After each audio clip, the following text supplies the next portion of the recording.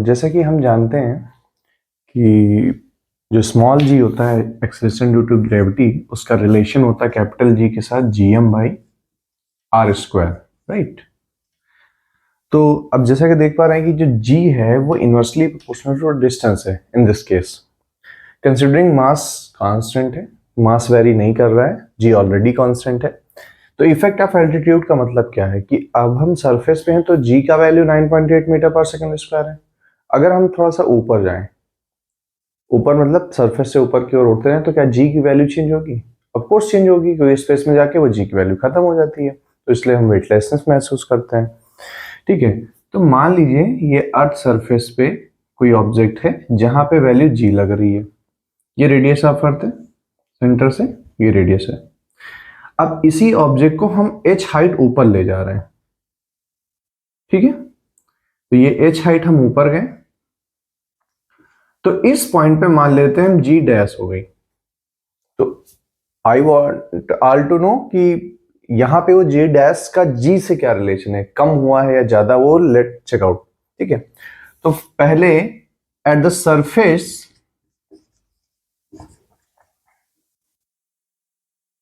Of earth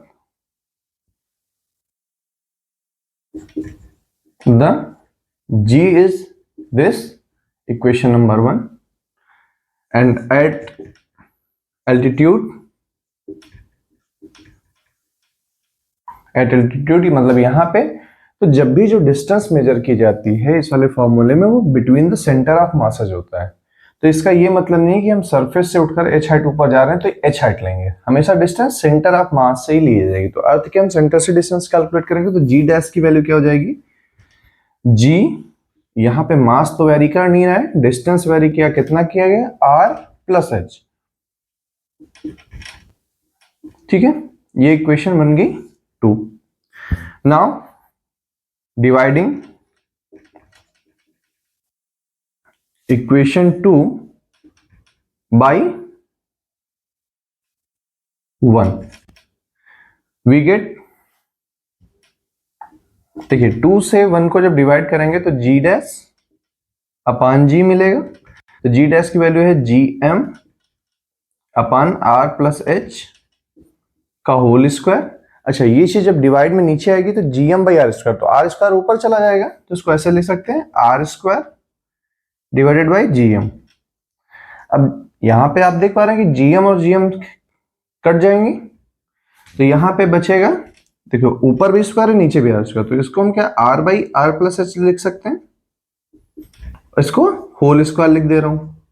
ठीक है, अब हम आपसे एक चीज पूछना चाहते हैं कि जैसे मान लीजिए ये एक्स स्क्वायर लिखा हुआ है, 1 बाई एक्स स्क्वायर है, तो इसको हम एक्स की पावर -2 लिखते हैं कि नहीं लिखते? ठीक है, अब ऐसे ही अगर सिर्फ एक्स स्क्वायर लिखा हो, अगर मैं इसको लिख दूं 1 अपान एक्स की पावर -2, तो क्या दोनों में चेंज है? बिल्कुल नहीं चेंज है, एक ही जैसा चीज है। तो यही हम कॉन्सेप्ट यूज करेंगे यहां पे। ठीक है, इधर मैं साइड में लिख दे रहा हूं, g dash upon g is equal to, अब यहां पे क्या करेंगे, R plus H divided by R, यानी इनवर्स कर दे रहे हैं, और उसकी वैल्यू, उसका जो पावर स्क्वायर में था उसको -2 लिख दिया। अगर इसको रखेंगे तो 1 अपान करेंगे तो वही वैल्यू मिल जाएगी, तो उसमें कोई चेंज नहीं है। ठीक है, अब यहां पे करना क्या है, हम यहां पे लगाएंगे बायनोमियल थ्योरम। तो बायनोमियल थ्योरम हमेशा क्या कहते हैं, एक अप्रोक्सीमेट वैल्यू कैलकुलेट करने के लिए लगाया जाता है। अब ये मान के चल रहे हैं कि जो h है वो r के कंपैरिजन में छोटा है।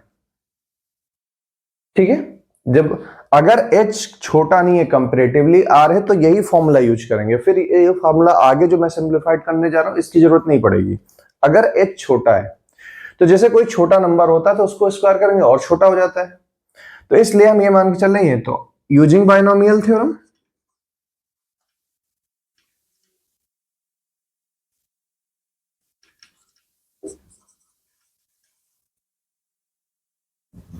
तो इसको हम लिख सकते हैं जी डैश अपान जी। अब क्या होता है, पावर मल्टीप्लाई कर देते हैं, तो देखो आर अपान आर तो 1 ही हो गया, और ये h बाई आर तो -2 मल्टीप्लाई हो जाएगा, तो -2h बाई आर। ठीक है, या फिर g dash equals to g times 1 minus twice h by r. तो ये आपका मेन फॉर्मूला डेराइव होके आ गया, यानी जी डैश हमारा जो इफेक्टिव ग्रेविटी है वो कितना वैल्यू आएगी 1 minus two h by r. वो इस केस में जब h हमारा r से छोटा है, और अगर h कंपेरेटिवली r ही है तो ये वाला फॉर्मूला नहीं यूज करके हम ये वाला फॉर्मूला यूज करेंगे। ठीक है, तो ये दोनों में डिफरेंस समझ में आना चाहिए। तो एक चीज ध्यान रखना है कि अगर मास वेरी नहीं कर रहा है, ठीक है, तो अगर मास वेरी नहीं कर रहा है तो डिस्टेंस अगर बढ़ेगी तो g की वैल्यू डिक्रीज करेगी। और आप इसको प्रैक्टिकली समझ सकते हैं, जैसे आप धीरे धीरे ऊपर की ओर जाएंगे स्पेस में, तो आपका क्या होगा, एक्सेलरेशन ड्यू टू ग्रेविटी थोड़ा थोड़ा वीक होने लगती है और फाइनली स्पेस में जाके जीरो हो जाती है। ठीक है, तो ग्रेविटेशनल फील्ड से हम कहते हैं बाहर निकल गए, ठीक है, एस्केप कर गए। ठीक है, तो इतना हो गया है, तो ये आपके काम आ सकता है। Okay, thank you.